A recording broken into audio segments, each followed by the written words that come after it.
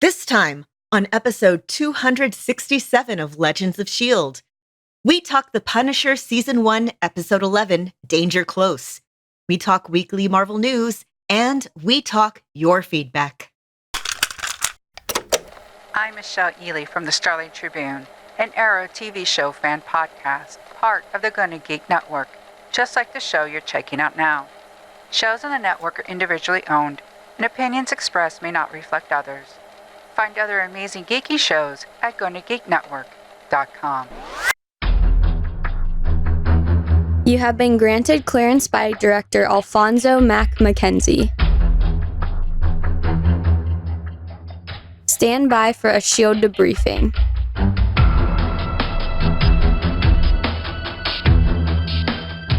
All information to be discussed here is classified and may only be discussed among agents granted clearance by the S.H.I.E.L.D. Director. Now it's time for your scheduled debriefing. I'm Director SP. I'm Agent Haley. I'm Agent Lauren. And I'm Consultant Michelle. Welcome to Legends of S.H.I.E.L.D., a Marvel Comic Universe fan show. The show is recorded on Sunday, January 27th, 2019, live from the Legends of S.H.I.E.L.D. studios and broadcast worldwide via www.geeks.live. Come on and join our live chat as we record. It's a new chat this week. Ladies, happy National Chocolate Cake Day. And here I am with no cake to celebrate. I could have celebrated appropriately, but I instead got like an almond cake or something. It was pretty good. Question: do brownies count? I don't know. Brownies aren't cake. You can make them to a cake-like consistency. And does cupcake count? Yes, cupcakes do count. They are just cake put in smaller containers. My favorite thing is actually mini cupcakes, because then you can throw the whole thing in your mouth at once. Oh, I know. It's so good, right? It feels like, I feel like Godzilla eating like individual people when I do that. I feel like standard size cupcakes are the wrong size to like actually eat without a fork. Because like they're just a little bit too big, especially like the super frosting-y ones. And it's like, how am I supposed to eat this? Grab a fork. That defeats the purpose. Not necessarily. It just makes sure, I mean, you don't have to cut the cake that way. It's just already serving size. Just shove it in your face like Daenerys eating a horse heart. Just okay. Yeah. Just go for it. All right. Now that we have that graphic in our head, we're going to continue the podcast. Legends of S.H.I.E.L.D. is a fan-based podcast on the ABC television show Marvel's Agents of S.H.I.E.L.D., which is now in the 36th hiatus week following the season 5 finale. The multiple Marvel Netflix series, at least multiple for now, and the Marvel cinematic and comic book universes in general. Because personal branding is the most important part of a revenge spree. If you'd like to talk to us about the personal branding you used on your own revenge spree, you could visit our website, legendsofshield.com. You can leave us a message about your branding on our voicemail line, 844-THE-BUS-1, 844-843-2871. You can tell us all about your own personal revenge sprees on Facebook at Legends of S.H.I.E.L.D. Podcast. You can tweet us about your spree on our Twitter account, at Legends of S.H.I.E.L.D. You can watch us talk about this spree on YouTube, www.youtube.com/GonnaGeek. You can tell your Amazon device to enable Legends of S.H.I.E.L.D. skill. And you can join our Discord server where everyone is talking about their sprees at GonnaGeek.com/Discord. And remember, Legends of S.H.I.E.L.D. is a proud member of the GonnaGeek.com network.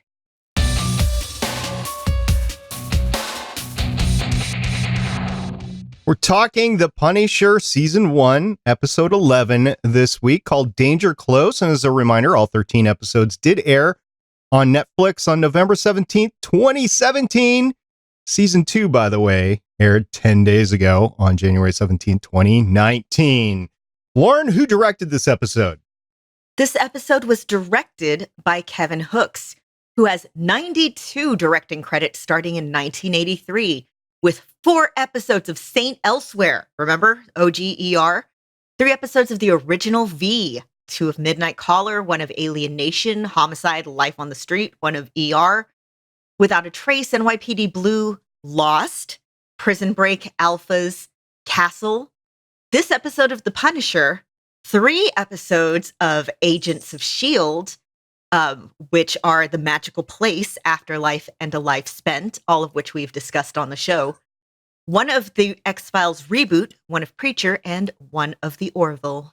Wow, we got some serious cred here with Kevin. Michelle, who wrote this episode for Kevin? This episode was written by Felicia D. Henderson, has 16 writing credits starting in 1994, including The Fresh Prince of Bel-Air, Family Matters, Everybody Hates Chris, an episode of Fringe, 3 episodes of The Punisher, 1 episode of Empire, and The Punisher is based on the Marvel Comics by Jerry Conway, John Romita Sr., and Ross Andru. Felicia gets some cred for the Fringe episode back in 2008. That is awesome. So, Haley, now that you're here, we need to talk about the title, which we relate to generally the topic of the episode. The title is called Danger Close. So what does that have to do with the episode? Well, we're kind of getting to the point in the season where everything's coming to a head. Frank is getting closer to his targets, most notably Russo and Rollins. So danger is close for them. And then they are also getting closer to Frank and Micro, and particularly Micro's family. So the danger is close to home for them as well. Got a lot of danger close, and we're coming up on the penultimate episode next week.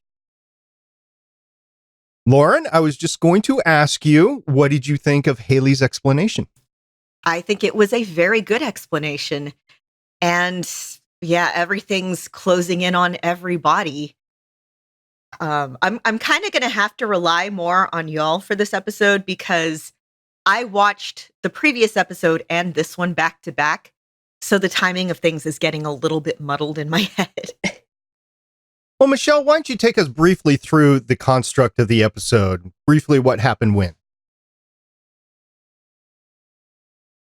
Well, we have, at first I thought Frank was, for some reason, just sitting by the fire after the fight, but realized that actually is a moment from the end of the episode. Instead, it goes from that to where he's coming in all bloodied and beat up from that fight. He's got that piece of rubble in his arm, and he's having this almost like lover's quarrel with Micro. You know, you shouldn't have gone to Madani, and he's all like, you gotta let me help you stitch you up because, of course, that's just going to fix everything. TV medicine again.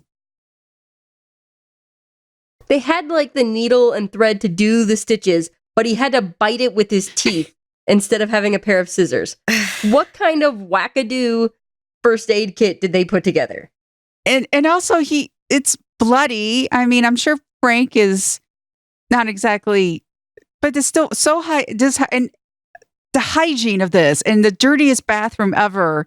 How is Frank not washing anything before they stitch it either? No. Yeah, like not even rinsing anything in vodka. Come on. No. Yeah, how's he not dead? 1 from the injuries or 2 from infection? Oh yeah, it's my headcanon is that as soon as the series is over, Frank dies of sepsis. Because realistically, that would be happening. Now, here's what happened. Back when all the Inhumans were being created, Frank got an inhuman ability, and it's that he just doesn't get infections. Oh, that would be so useful. It would. So the 2 of them are in the bathroom. They have words. They continue having words outside, and they notice that their Micro's family had been taken, and then they have to deal with that. Simultaneously, you've got Dinah trying to interrogate her ex-lover, I think is safe to say at this point in time, with Billy. And then there's this whole CIA versus Homeland thing going on. And then you have Frank in an ultimate gun battle once Billy's men find out where the garage, I guess, for the lack of a better term, basement lab is. And then you have Micro re-engaging with his daughter. And then you have the 4 of them together, Leo, Micro, Frank, and Madani at the end. So that's the crux of the episode. But You guys wanted to talk about the bathroom and the antiseptic. I also want to talk about, guys, Madani. The more I watch the show, the angrier I get. Madani is someone that I really wanted to root for. And with every episode, I get angrier and angrier because it was like the writers couldn't figure out, it was like they couldn't figure out anything to do with her between point A and point D. So at B and C, they just made her make the absolute worst decisions possible. And I was going back and forth with Scott on how, again, I get, technically I am a professional writer. I've been published at this point, but I'm not a professional screenwriter. But how I would have done it. You could have had Madani be lower on the food chain and have her be stymied at every point and come up against the bureaucracy. And we could see even more how, everybody's in on this. You could have had her, just have her be more competent at her job. That's all I ask. I think she was competent in her job up to the point where Sam died. And then she was not even before then. It's like, okay, here you are in a position of responsibility. Okay, I'm not going to pay any attention to that all and continue on with my vendetta. And it's so frustrating because as a woman, I want to see more women in positions of power, both in real life and in media. But here's a woman in a position of power and continually making the worst decisions possible with it. And it's like, there's a thing that happens when, say, you're making like a Sherlock Holmes movie where there's a very small percentage of people. It's like a percentage of people who are that smart. And typically the people in a writing room are not that smart. So kind of how they have to make somebody seem that smart is by making all other characters just kind of floor-chewing idiots. And it's like, to make this plot work out and to keep this character in play, they just kind of made her make continually worse decisions. And there's so many different ways that it could have gone. And I want to like Madani. She has good goals. But the writers did not do that character credit. The writers did not do that actress credit. And given that the whole point of the show is this conspiracy and everything like that, have her go up against that conspiracy more instead of just messing things up over and over again. Again, it's that simple. I would have to agree. I've been very disappointed in how she's been written.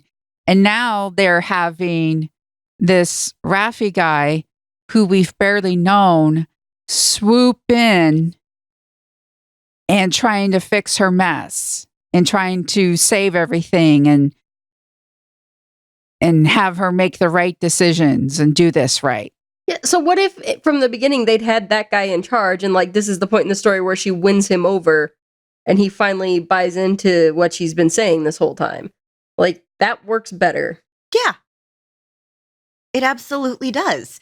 If we had Raffi as more of a consistent presence in the show, or like if Raffi had been the one to get that promotion. Yeah. If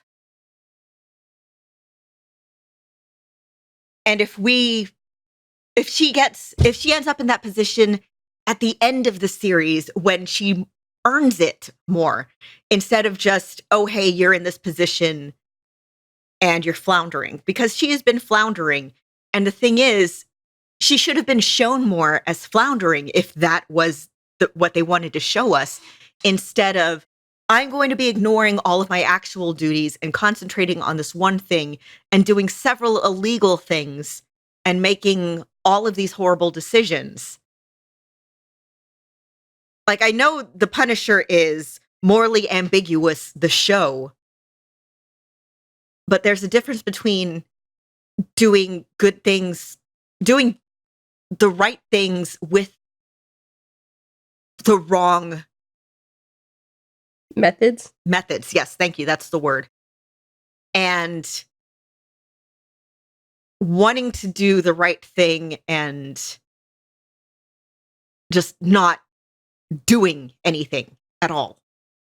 Well, she should have been taken off the case as soon as the whole Billy Russo thing. She should never have been allowed to interrogate him one-on-one. I mean, she even showed Raffi, and Raffi was not like, you're done, give me your badge or anything. He's like, okay, we have to work with this. And like, that's admirable that you want to continue to push, quote unquote, your guy, in this case, your gal.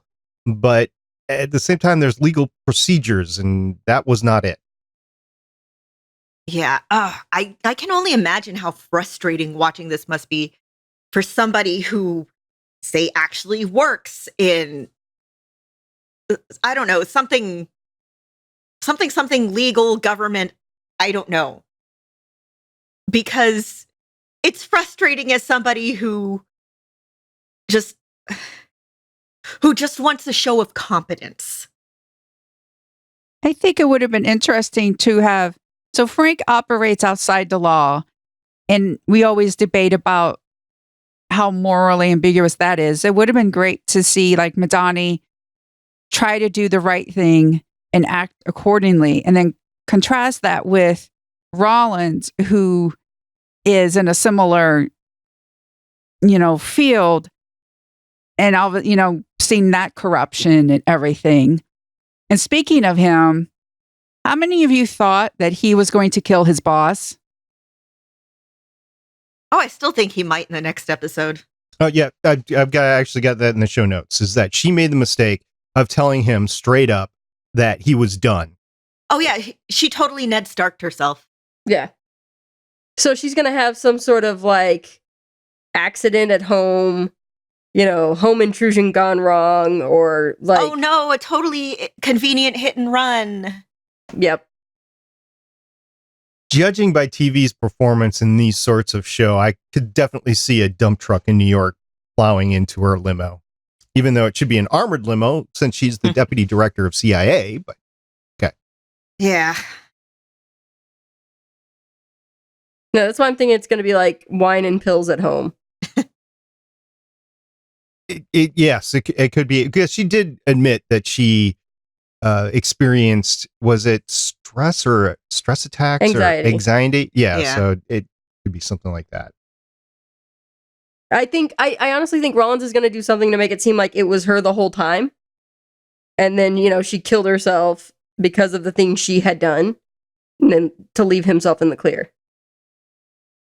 While burning Billy. Yeah, if he's smart, that's what he'll do. And from what we've seen, he's smart. I mean, he's lived this long, so. Somebody else that wasn't very smart, at least in my opinion, this episode was Micro's son, Zach, who obviously, I mean, we saw him pick up the phone and run, and Sarah didn't stop him or anything. He ran and called the tip hotline.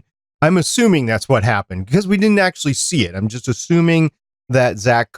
I don't think he called the tip line because the guy knew that there was another girl in the house before he saw any evidence of that. So he knew something before then. But when they're tied up, he says, "I'm sorry, Mom." And Rollins said that he had the tip line like bugged or monitored. So I think he did call, but I think Rollins intercepted it, and the cops that were sent was actually his men. Did the son call or did the daughter? The son. What I figured with the whole "I'm sorry, Mom" was he was apologizing because he didn't get out. Yeah. I thought it was because they showed him taking the phone off the table, running upstairs. So I'm assuming, and it is an assumption, that he called. However, as it played out, I wasn't 100% sure that Leo might have called as well, but Leo didn't act like she did eventually, that any of that was her fault. So I'm going to pin it on Zach in my headcanon, if nothing else, that he did it. And I'm kind of tired of kids doing monumentally stupid stuff like that, even when Mom said don't do it. I don't know. Calling the police about the murderer that was hanging out at your house is probably not the worst thing a kid could do. Yeah, but he helped fix the van. Oh, no. One of the things I have to admit. Ted Bundy used to work at a suicide hotline. Yeah. Murderers are people. Yeah, one of the things they have done consistently is shown Zach as having trouble in school. He had the knife. He's been stealing things. And he also had that nice bonding moment with Pete. And then to find out that that's Frank Castle, this murderer, he probably feels personally betrayed. Not so much like frightened because that's Frank Castle, some murderer. This is a guy who said he was Pete. I let him bond with me. We threw around a football. And now it's this. I think that's probably why he did it. Yeah, look at him. This is the first person he's let in since his dad died. He's been pushing everybody away. He let in one person, and that person is somebody that the news is calling a mass murderer and a terrorist, and it's just like his dad all over again. He's got to be feeling guilty. He's got to be feeling angry. And I think if he did call the tip line, which, yeah, he probably did, given that, it's probably because he wants to prove this time, I'm not like that. I'm doing the right thing. I'm doing a good thing. This time, the kids at school won't say all that stuff about me because I did the right thing. That's fair. I buy into those motivations as you usually explain them, and I will continue on with it. It's just on the surface for me, any kid doing a stupid emotional move like that, it doesn't sit well with me. But if explaining it like that, especially with the Pete moment, because who can forget Pete holding the knife to poor Zach's neck? Yeah, a stupid emotional move would be trying to go after him on his own. That's a stupid emotional move. What he did was perfectly rational and smart. All right. So Leo also had her head about her then in this episode, because when she sees her dad, I mean, there's all sorts of questions, but she kind of works her way through the whole thing up to, and I was watching her reactions to the entire thing up to the point where Frank comes around the van and instead of talking to her through the window, makes her vulnerable and opens the door to the van. I'm thinking that would freak me out, even me, with Frank Castle on the other side of the open door. But she ran with it, and okay, I think she had a good episode. She ran when she was told. She hid as long as she could. Eventually, she was going to get picked up unless she had some help, and she did from Dad. Well, I think the time with Micro or Dad, he probably was telling her a lot of things, and he probably told her that, yeah, she knew him as Pete, but Frank is actually on their side and they've been working together. I think that's why when he opened the door, she wasn't like, oh my God, get away from me. Okay. And Madani, the federal agent, was right there too. Okay. So Billy, he's got some trouble on him, and he thinks he's in the clear, or he thinks he's going to take out Rollins. I mean, we all think Rollins is the big bad guy who's going to come out on top here. Billy's not going to come out on top. Maybe. I think Billy is smarter than Rollins. Perhaps, but he's at a disadvantage. So you think he's going to take care of Rollins for us? Maybe. Okay. You haven't been spoiled, have you? Nope. Okay. By the way, listener, none of us have actually been spoiled. We haven't watched beyond this episode. Let's talk about the fight in the basement. That awesome fight where Frank doesn't have a lot of time to prepare, but he makes bombs, he hides guns, and he even spray paints his bulletproof vest. Time is of the essence, and he has to spray paint the vest. Frank is extra. And he even set up the computers with the countdown and. Well, the countdown's been there. We had that set up since the first time he busts in on Micro. But the video, the video. Frank, for real. And I love the moment where the guy is just calling and is like, yeah, man, we didn't see anybody here. And Billy's all like, it's a trap. Yeah. Oh, there's just this weird countdown in like a torture video, and Billy's like, "Oh God." It reminds me of that scene in Star Trek, not Wrath of Khan. It's the one Search for Spock, right? Where the Klingons are in the Enterprise and they're like, "There's nobody here," but we hear this weird like countdown, and then like the captain's like, "Get out of there! It's a trap!" And then the Enterprise blows up. It reminded me of that. That was Christopher Lloyd, by the way, who was the head Klingon that they were going against in that movie. It was Christopher Lloyd as a Klingon. Yeah, actually. Doc Brown. Yep. It did. It reminded me of that. So no bomb is going to go off. At least that's what we understand. It's just information that's automatically going to be emailed to everybody. And it looked like the countdown was in hours. You know, it started off at like 19 hours. Now it's at 18 hours. So I think that's the clock that we have left that's going on here. Yeah. And, oh God, Frank with his, again, taking the time to saw a guy's head off, put a grenade in him, and then throw it to the other guys. Yep. Seems legit. Okay. So, if you've ever butchered a carcass, it's not easy. But the knife was really sharp. That makes it easier. I recently decided to try to make my own ground turkey. And I bought bone-in turkey thighs because they were cheaper. And also because if you're doing ground turkey meat, you want dark meat so it can have some fat in it, so it'll hold together when you brown it. But our knife needs to be sharpened very badly. And it took so long. To sharpen the knife or to cut the turkey? To cut the turkey. Oh. Because, again, not a sharp knife. But even still, you have to know. I'm not going to give people. Please don't. Please don't. Do you have a knife sharpening kit? I don't, and I need one. Okay. I have a knife sharpening kit. I have a whetstone and all for my wood carving knife. But basically, I'm bad at that too. It's basically the same. Anyway, I do it all the time with fish, right? I make no secret about the fact that my family has a lake place. I like to go up there and fish.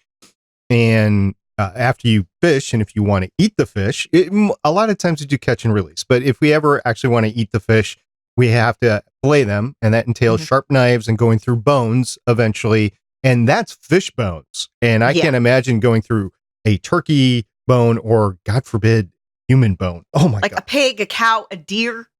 It's challenging. Right. So, I mean, luckily on Frank, his knife is very sharp and he is a big guy with lots of muscles because effort. But again, that could not have been quick. Also, maybe he has some experience doing similar things. Oh, he undoubtedly does. But again, Frank is extra. Practice makes perfect. Do you know who else happens to have knives in the Marvel Universe right now? Wolverine? Well, yeah, okay. So I'm opening it up to a lot of stuff, but let's focus it in on the Gifted. Oh, I need to catch up with that. Oh, Yeah, I haven't watched the season yet. I see. Well, let's just say Polaris has a great knife fetish going on right now. Nice. Yep. Well, she got the whole metal control thing. I mean, use what you got. Yep, that's basically it. Anyway, I enjoyed the episode. It was action. I don't think we've gotten too many Punisher episodes that weren't action. I guess there was that whole episode after Frank got really beat up in the woods. But other than that, we've gotten a lot of action every single episode this series, right? Well, I wouldn't say that. This is one of the more action-packed ones. We actually had full-on traditional Punisher action with killing every single thing in that basement. Even ones who were crawling away or begging. Nope. Frank ended them all. All right. So, what's the over-under of Frank Castle? I'm specifically saying Frank Castle in the Walking Dead universe. What's the survival rate? How long are we talking about? I mean, okay, if I remember right from Walking Dead universe, you don't get infected by accidentally getting like blood in your eyes or mouth, right? Right, because everybody already has the infection in them. Yeah. Okay. In that case, I mean, decently well. He does allow foes to get close to him, and they could bite him. That's a downside, but he's also a really good sniper. Okay, provided he has enough bullets. Yeah. Okay. Yeah. All right. Anything else for this episode, Michelle? Billy, I mean, he was already a jerk, but this is the first time I really wanted to reach into the television and just smash his smug face in. Like when Madani threw her coffee mug at the TV. Oh, yeah.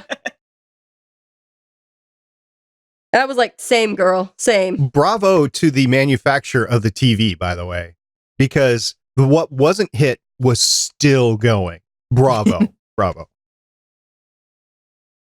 So what about you, Haley? I don't know. Okay.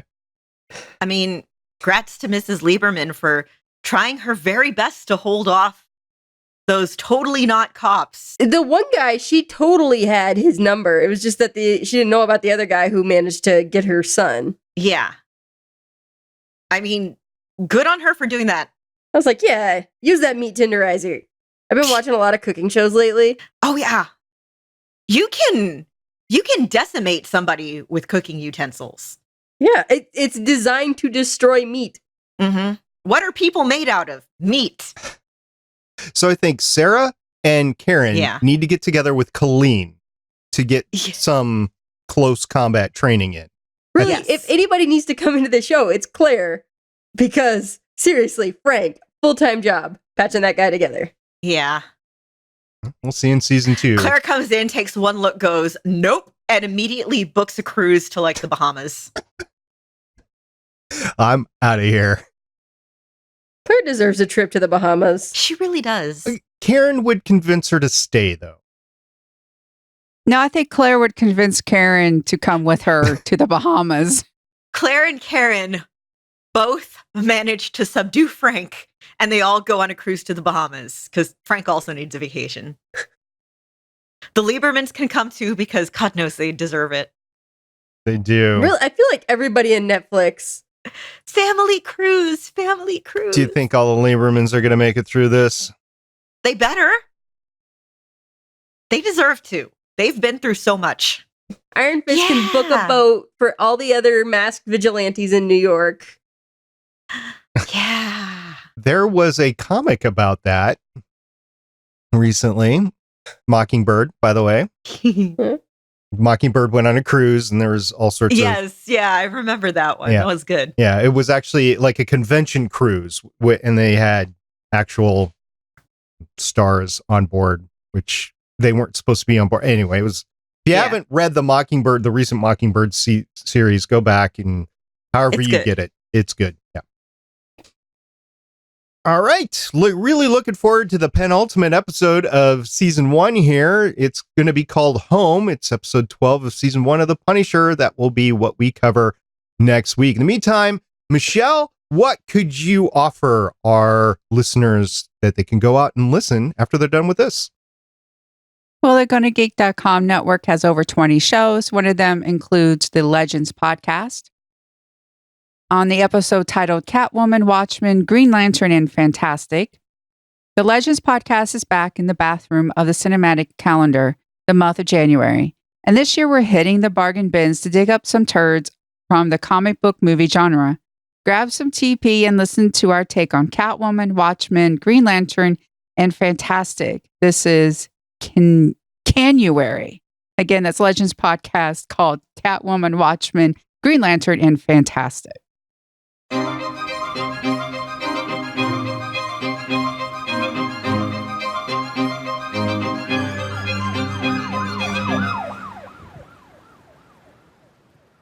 All right, news time.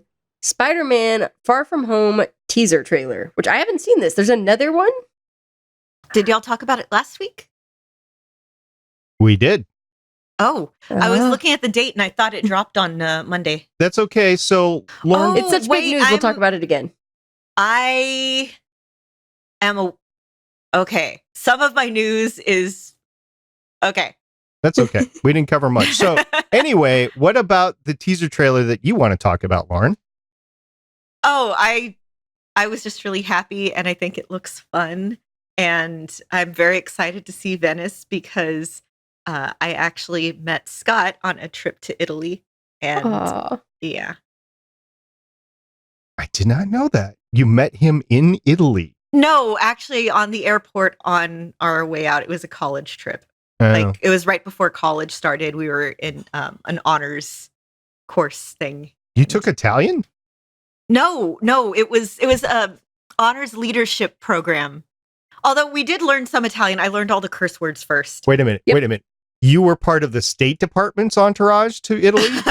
No. Oh, thank God. Yeah. No, it was fun. But yes, I really want to go back. And I'm looking forward to seeing it again, especially if Spider-Man is involved, because yay, Marvel. Also, is it just me or does Jake Gyllenhaal look weirdly good as Mysterio? I'm not a Jake Gyllenhaal person, but kind of doing it for me there. I think he's aging well. Yeah, that might be it. Because he looked weird as hell. Like, he still looks kind of weird as hell. But as Mysterio, I don't know. I can get behind that. All right. So, in other Marvel news, Charlie Cox talks a little bit about what might have been in Daredevil season 4. So, during an interview in which he talked about a new project that he's been working on called King of Thieves, he mentioned that Bullseye would have been the full-on villain for season 4 because season 3 was kind of an origin story for the character, and he was really looking forward to a season where he's full-on Bullseye and what the dynamic would have been. So that is something that it looks like we're not getting. Nope. We might, yeah, I don't know what kind of story elements they're going to use in the future, if at all. They said the characters would come back. Maybe it was just lip service. Like 20 years from now, when we reboot everything, we're going to have to use Daredevil again. So I don't know. Yep. Who knows? So we got some casting news coming. Matt Smith is joining Morbius, and a release date has been set. All right. So we know that a Morbius movie is coming out, Morbius the Living Vampire. Jared Leto will be playing Morbius. I am not excited about that. And Matt Smith is also joining. I am not particularly excited about that. He seems like a very charming guy, but he does nothing for me. He is joining in an unknown role. The movie is being directed by Daniel Espinosa. And I forgot that Matt Smith is also going to be featured in Star Wars Episode 9, also in an unknown role. And Sony has announced that Morbius will be opening on July 31st, 2020. Let's see if they keep that date or if it slips or what they do with it. I haven't really seen Matt Smith in a lot of stuff after his Doctor Who role ended, but He's been on The Crown for a couple years. Yeah. I haven't watched The Crown.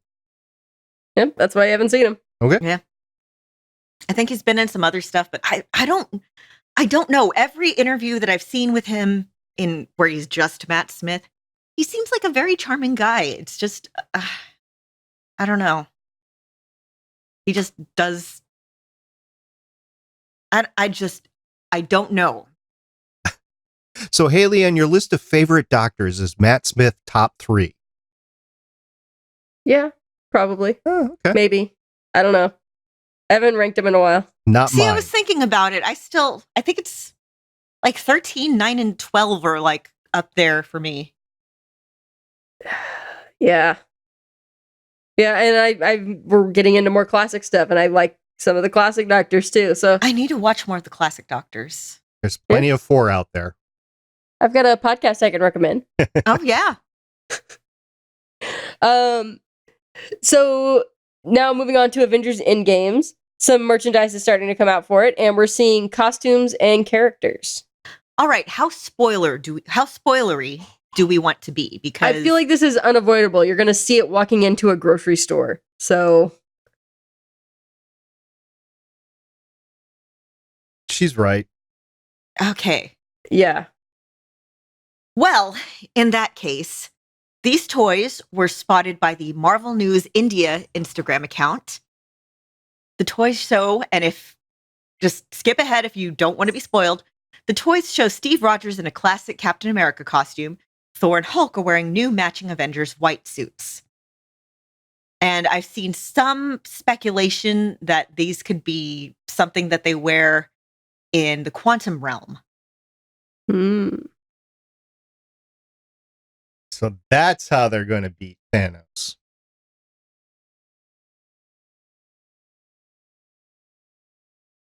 I have nothing to add to that. All right. Well, we're starting to get some information about the shows that are going to be on Disney Plus, Disney's new streaming service. Yeah, I think y'all talked about this some last week, but I wasn't here last week. I don't think we went in depth into it. Still, it just rubs me the wrong way. And this is coming from somebody that's paying for a cable subscription. So if you're coming at this whole streaming service from a cut the cord, I want to get the stuff that I want and that I want to pay for it, it's an entirely new ball game. So I just have to get over it and eventually cut the cord and move on with life. I feel like it's going to be one of those things where I pay for it, I watch the thing that comes out, and then I cancel. And then I do so again, pay for it, cancel.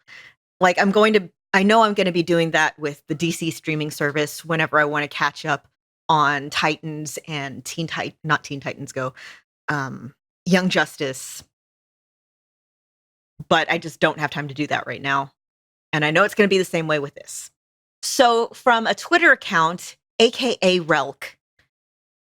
So here's that D+ Marvel stuff that's come out. I've been told it's reliable, although in its early plans from some time back and can change over time. This is coming from 4chan, so here's the condensed information so you don't have to scroll. First of all, since it's coming from 4chan, take all of this with a huge grain of salt. Loki, Fionn Whitehead, Dunkirk in Black Mirror, is being looked at as young Loki. Odin's voice will be used, but not his face. Young Thor may appear. Karnilla is the villain, along with Ulik. Lady Sif. Sif is banished from Asgard by Loki pretending to be Odin. Beta Ray Bill is one of Sif's companions. Enchantress is the main villain. Marvel still has to figuring out scheduling issues. Falcon and Winter Soldier, heavily tied to Phase 4. The two leads are recruited by S.H.I.E.L.D. to stop a group called Ultimatum. They also have to deal with U.S. Agent. Fury, Agent 13, and Ross are being looked at to be in the show, described as a spy thriller with lots of twists. Hawkeye. Clint comes out of retirement to help Kate Bishop, a new vigilante, against a criminal group run by the Hood. Trickshot is involved, not sure if it's the one that's Clint's brother. Vision and Scarlet Witch. Seems this is the most far along plot-wise. Vision and Wanda go to settle down in the New York suburbs with Vision mostly in his human form. Vision is cold and emotionless, leaving Wanda to try to use her powers to give Vision a soul, resulting in him being essentially possessed by an evil spirit. Has been described as a psychological thriller, light on action, really strong in atmosphere. Agatha Harkness is introduced, a mysterious character that knows something about Wanda's past. The villain is one of their neighbors who opposes the lead's relationships and rallies the other neighbors. He may eventually become the Grim Reaper. War Machine, the most unsure of all of the shows. Described as a sci-fi thriller. Rhodes is stopping the theft of Stark tech by a group that provides tech for criminals to have cyborg upgrades put in. Dives into Rhodes' lore, including friends, his girlfriend, and his sister. The rest of D+. Other things like Rocket and Groot, Agent 13, Nebula, Okoye. Prequels like Ravagers and Hank Pym. Properties unlikely for a movie, such as Moon Knight and Sentry. definitely X-Men properties too. So That's a lot of material with a lot of their big name actors. take all of that with a grain of salt. Yeah, I don't see it all happening. Huge grain of salt. But I will say, if they do pop out with an Agent 13 show, I'm all in. That's all you have to do. I figured you'd be here for that. Yeah. I wonder what kind of episode count they're looking at for their shows. I heard somewhere around the neighborhood of 8 for the ones that they're currently working on. I was wondering if it was something very short, given the level of actor that they're working with. I can't remember the exact number for Loki, but I remember it was like 6. Yeah. Yeah, it's like 6 to 8. I want to say I heard 8. I could see that. Like, I also wonder if they're gonna do like the release everything at once plan or not, because not all the streaming services are doing that with all their shows. So if they did like one episode a week of 6 episodes of a show, and then the very next week their next Marvel show is starting, so that I'm betting they might do like one show and then one a week after that. Mhm. Kind of like what DC did with Titans. I don't know why they're not doing the obvious, which is Agent Carter season 3. Right. Maybe ABC still has some claim on the property. I don't know. I was thinking about Agent Carter, and I don't know. Have we heard anything about her casting in Captain Marvel? nope. Okay. So that would be a good place to showcase her too. And I was thinking if she's going to be in that, then I could see her being tied up with other things, but I don't know.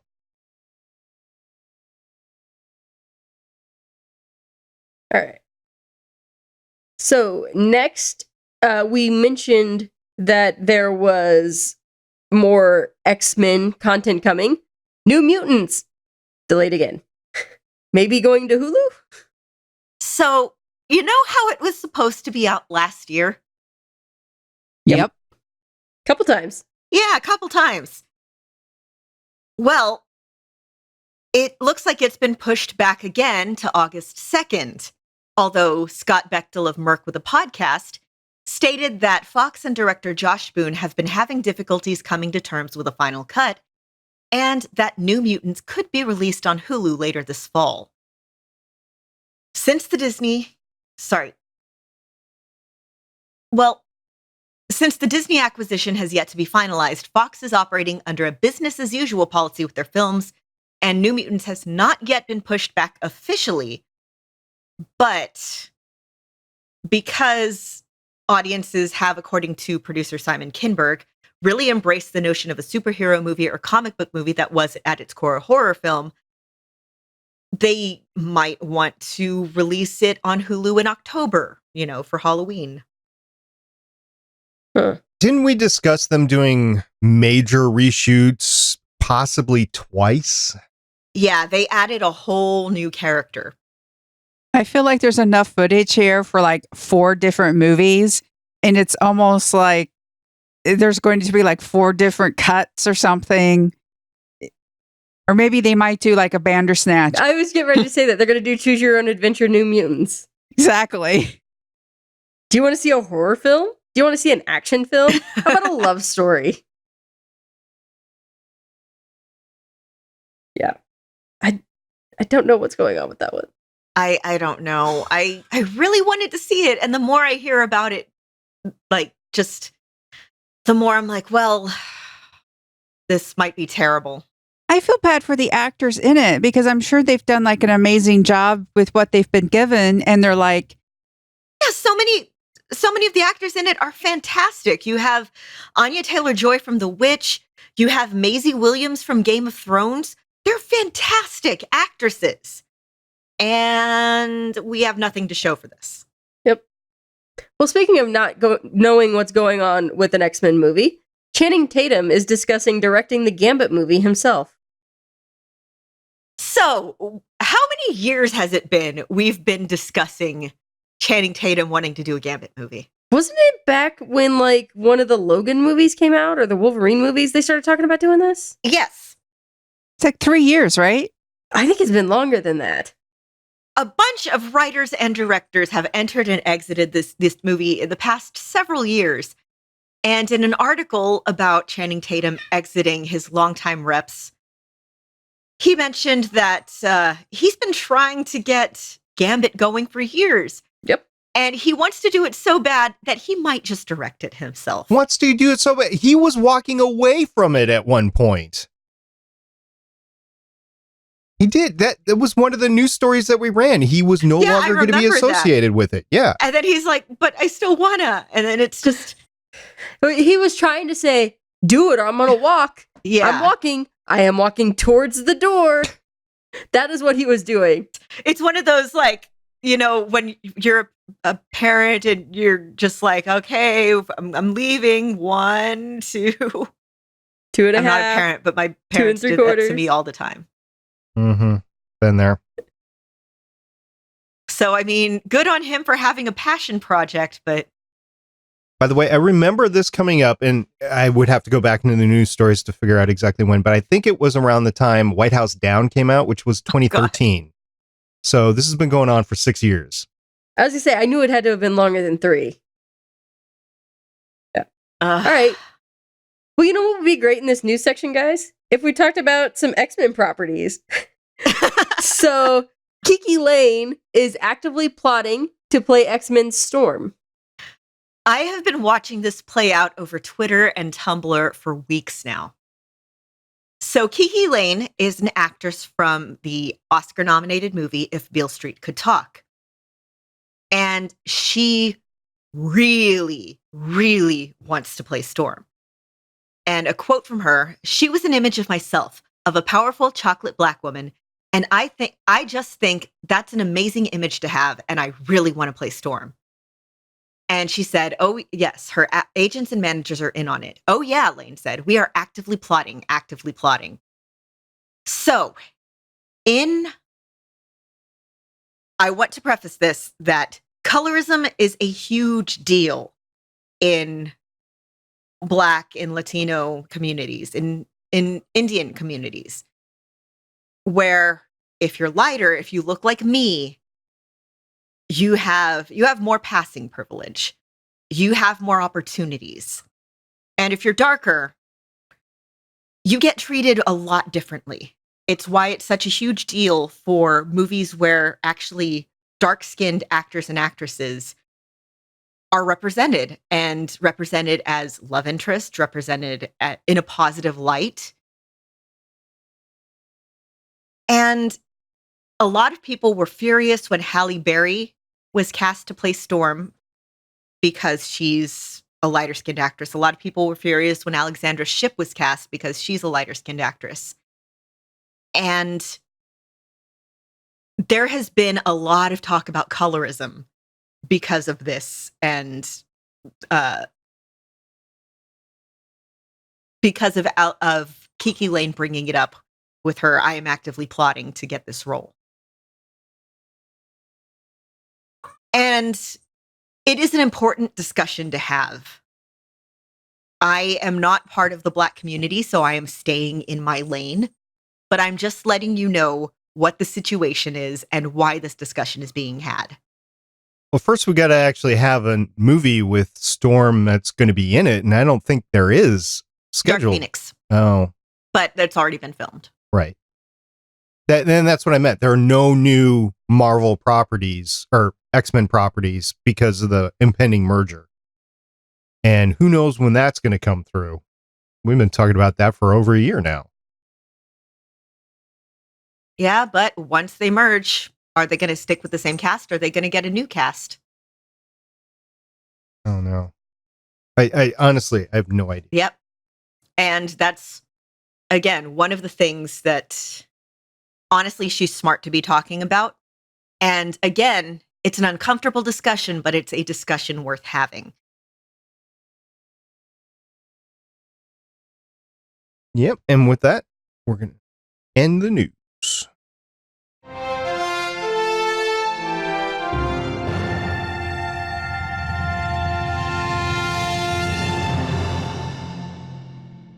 We've had a lot of interaction with fans this week, starting with a comment in our Discord.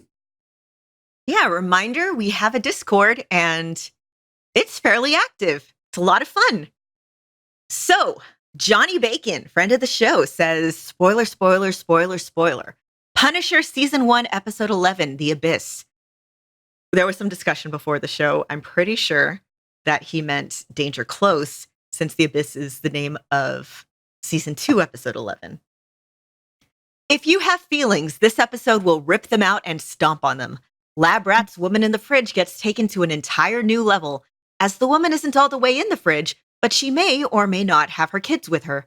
If you have kids, prepare to have your heart ripped out of your chest, as from by a Sumerian god on holiday. In short, Punisher Season 1, Episode 11, The Abyss, is the John Wick of Frank Castle on Netflix.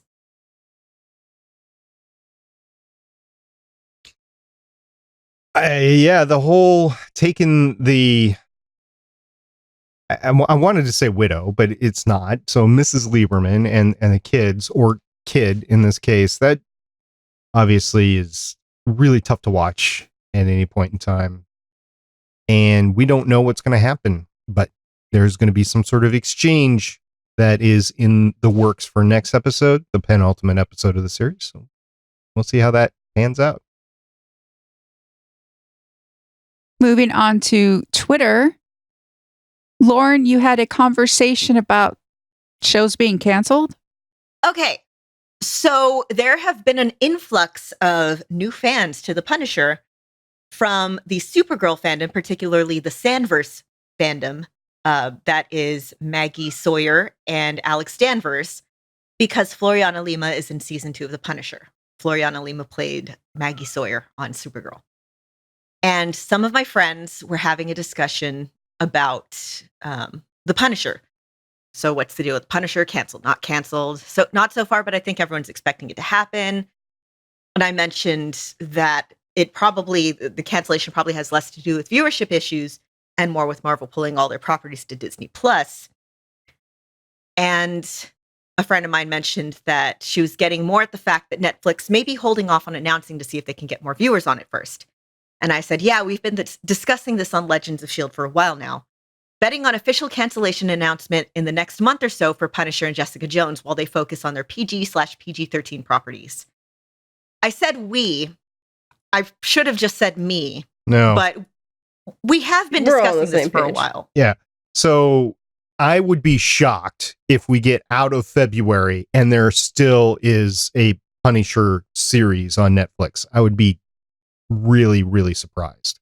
Yeah, I think they're going to let it go for about maybe a month, have their initial influx of viewers. And then after that initial influx is over, they're going to say, oh yeah, by the way, canceled. And I can't remember, are they working on Jessica Jones season 3 or not? Nope. It's wrapped.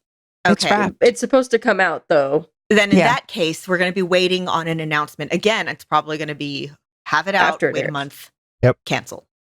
I think part of this is Marvel is pulling all of their movies from Netflix. And I think Netflix is like, well, if all we're going to have are these shows and we've lost all the movies and I guess all the Star Wars stuff, I think that's probably part of it. They just don't want to have this itty bitty. Well, and I think they've got to be very limited creatively at this point, because it's probably like you can't use any characters that you're not already using or something along those lines. Not only that, but there's a financial aspect to this as well. I mean, it's all about money, right? And Netflix has lost a lot of money, and I want to say it's about $1 billion last year. And so if they're going to be sinking money into new productions, they're going to want to own all those rights to that production and characters and everything. And they don't with the Marvel stuff. Now they own the characters as it's being produced in the Netflix shows. But if you take a look at the amount of money that they have to spend on this stuff and the amount of return that they're actually going to get, it's a no-brainer. They're going to let these go. And it wouldn't matter if we're talking about anything that they don't own outright. They want to have their own brands for their own monetary gain. I I think what they're doing is they're holding each property and they're asking themselves, does this spark joy? And if the answer is no, it's going into the They're cancellation going to bin. thank it for its service and then Let it go. that was good. And we heard from at 084. 084 linked us to an MCU supercut, A Decade of Iron Man. This is about an 8-minute long video, and I don't know if any of y'all watched it, but I watched it right before we started recording, and it made me cry. It starts off with an interview of Robert Downey Jr. right before he started filming Iron Man, and he mentioned that the interviewer asked him, I heard that you took your wardrobe from less than zero and buried it as like a symbolic gesture. He said, yeah, I think, this is a fresh start for me. And it goes through and there's these like really good symbolic moments from the Iron Man movies and Avengers movies.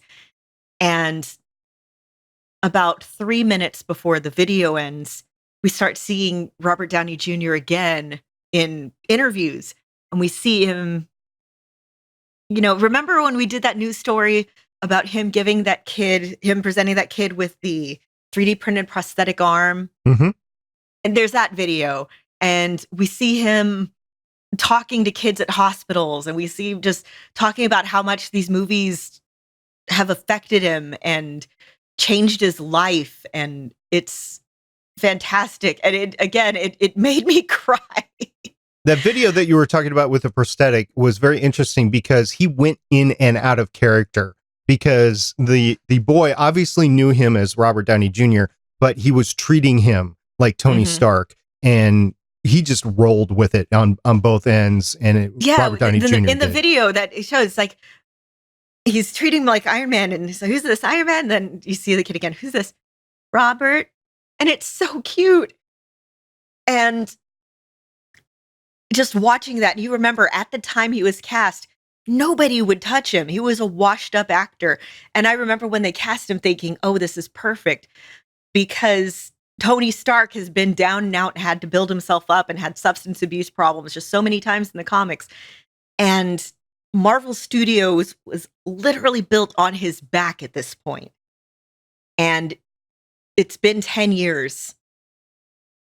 To Marvel's credit, they haven't thrown him to the curb at all. They've always treated him like when they did the 10-year picture, he was front and center and everything. Mm-hmm. And then we had him helping his co-stars with, remember a few years ago we did that story about him helping his co-stars try to get better salaries and just things like that, helping them to negotiate their contracts and talking to I want to say it was like John Boyega after he was cast in Star Wars and just things like that.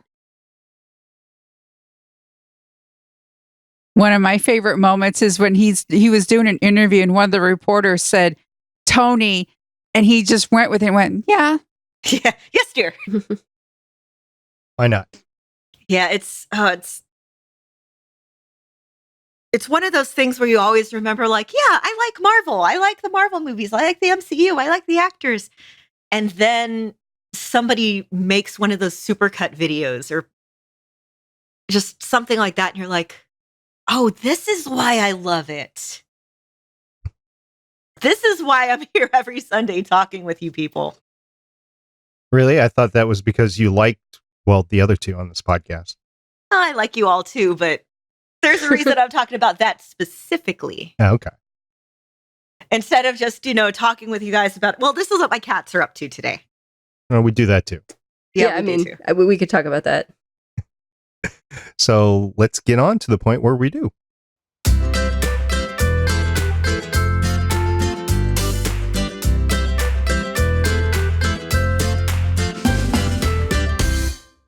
We missed one. Yeah, that was we very missed relevant. one. Yeah, and finally we heard from at Mr. Pericles. So relevant to this discussion, Mr. Pericles sent us a picture from Tumblr. How Marvel does casting. Auditioner. Hi, my name is Chris. Directors, you're hired. And then there was a very lovely conversation thread. Andy Mingna, you think he has a chance? GIF of Christoph Waltz. At Adidana Girl, Marvel needs some of this guy too. GIF of Christopher Walken.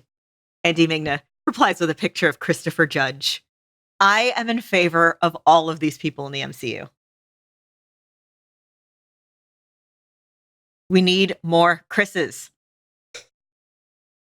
Well, we're going to see what the next phase gives us because they don't really know right now. Or at least they might know. They haven't divulged because everything beyond Endgame is really nebulous on what they're going to do and what they're not.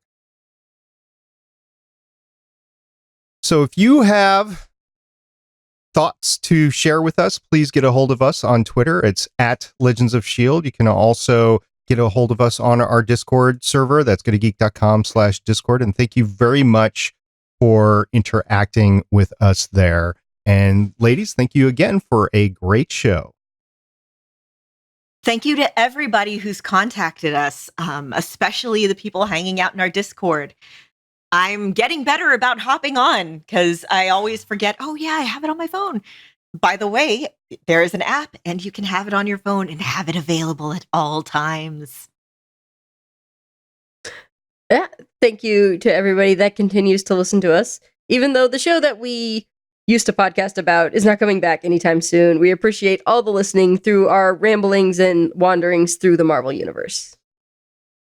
Yeah, we appreciate everyone who listens and downloads us week after week.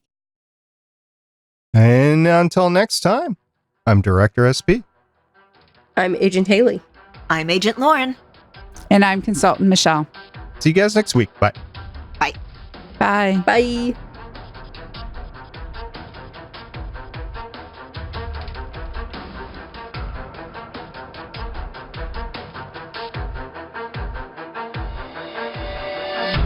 Thank you for listening. If you want to leave us feedback, go to gonageek.com and you will find all our contact information and other shows. You can also visit legendsofshield.com where you'll find our complete archive of podcasts. The music heard on this podcast is by Kevin MacLeod, found at incompetech.com, and also artists on pond5.com and audiojungle.net. The opinions heard on this podcast are those of the individual hosts and do not represent Stargate Pioneer Productions, Legends of S.H.I.E.L.D., or Gonna Geek. Agents of S.H.I.E.L.D. is the property of the Disney Corporation, Marvel Studios, and ABC. No infringement is intended.